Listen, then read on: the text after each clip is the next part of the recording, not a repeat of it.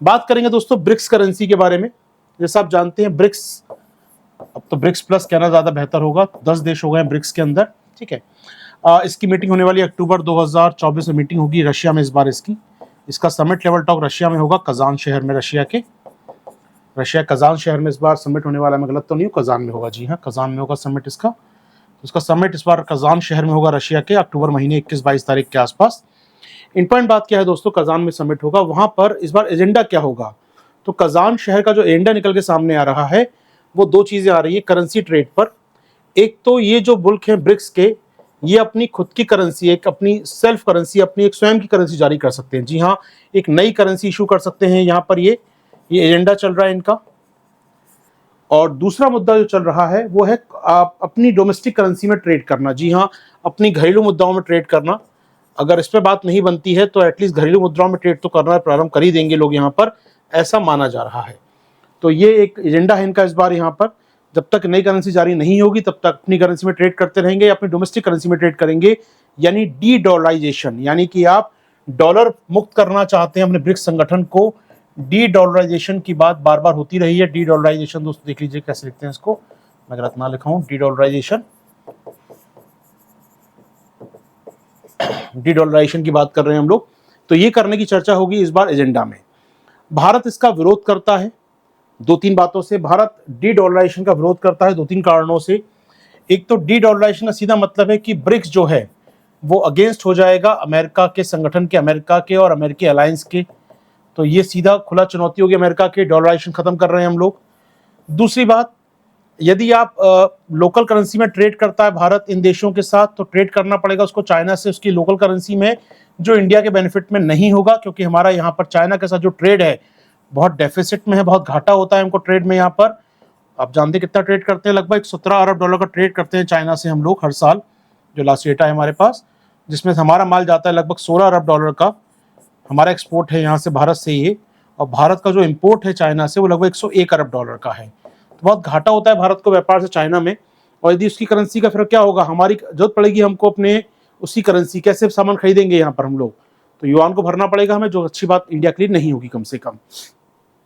तो ऐसे में कहीं ना कहीं एक मुश्किल होगा। आप सोच सकते हैं आपका युआन, आप सामान वो बेचेगा, आपको युआन चाहिए देने के लिए, कहाँ से लाएंगे आप उसी करेंसी यहाँ पर, तो मुश्किल होगा इंडिया के लिए युआन खरीदना या बेचना उसको।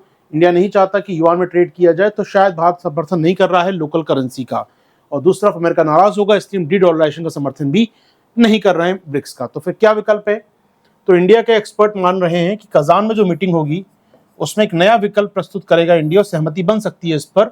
वो है यहाँ पर pick and choose, pick and trade बोला गया शब्द को। पिक एंड ट्रेड में सामान्य शब्द है अपने आप में। पिक एंड ट्रेड क्या है, ये पिक एंड ट्रेड का मतलब होगा कि मुझे किसी देश से ट्रेड करना है तो मेरी चॉइस है, मैं उससे रुपए में ट्रेड करूं या डॉलर में करूं या मैं रूबल में करूं या मैं उससे दरहम में करूं या युआन में करूं, ये मेरी इच्छा है।